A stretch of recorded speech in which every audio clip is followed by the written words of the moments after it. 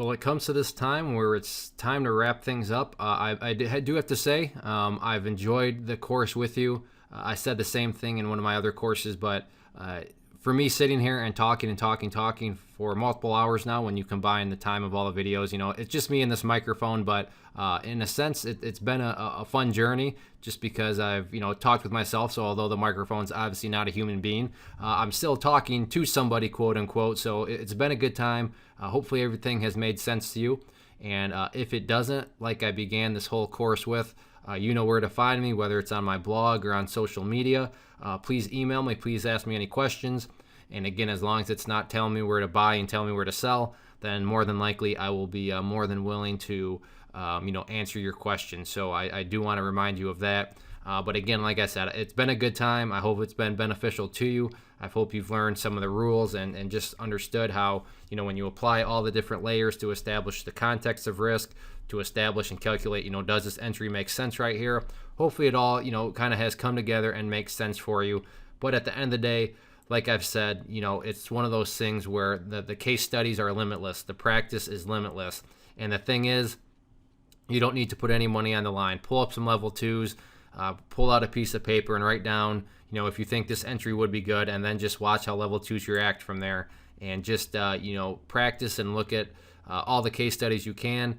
It's not hard to find case studies. It's just typing in a ticker symbol and watching level twos and how they act. So now I just want to wrap things up, just kind of, not go over anything groundbreaking, just bring everything together. But the key thing here in this video is it's time to hand you this right here, the trusty pair of scissors, because you have some blindfolds that you need to cut, especially if you've never used level twos, and you definitely need to cut the blindfold. Maybe you've been using them, but you've actually learned some things, picked up a few pointers here and there. Well, then you still weren't technically trading completely, blindless.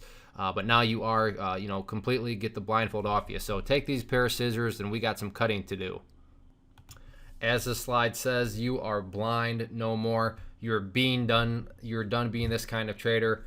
You now know what to look for and how this applies to leveraging risk potential into your favor. So you need to do it from here on out. You are no longer this person that's going around blind and saying, hey, I'm going to buy at 154.40. When I saw this, screenshot, it really blew my mind, because it's amazing to think that people are going to buy over here at 154.40. But when you're walking around with your blindfold on, trying to trade, not using level two, you have no idea how to assess risk, how to get a risk profile, context of risk, calculate a risk entry point. But here, hopefully, you now know very well that a risk, an entry point here at 154.40 makes zero sense.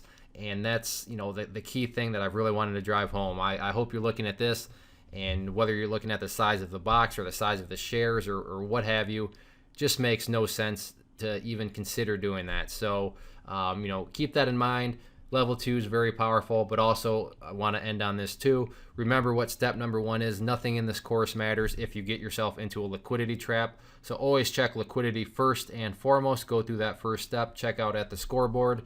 You need the low price of the day and then the total volume, and then you can go from there. So please remember, don't skip over that first step. Liquidity is the biggest risk mitigation factor. I don't care how beautiful, how pretty, how attractive, how wonderful, how many rainbows and lollipops and puppy dogs and ice cream cones level twos may have and look and appear to be. If there's no liquidity, or if the liquidity doesn't meet what you're looking for, then you're just putting yourself at an extremely high degree of risk right off the bat. So always remember to get that liquidity thing out of the way, and then from there, consider all the layers of context to establish the risk. Consider the rules, the enemy rule, the friend rule, all the different ways to look at the location, how do market makers move, where are they located, the tape, where are the orders coming in at, are people buying on stage or buying out or being bought out in the audience. So green is in the audience, red is in the audience, green is up on stage. So just bring it all together. If anything, those slides where I put the general rules, maybe print those out and hang them somewhere near your computer while you still learn them and memorize them.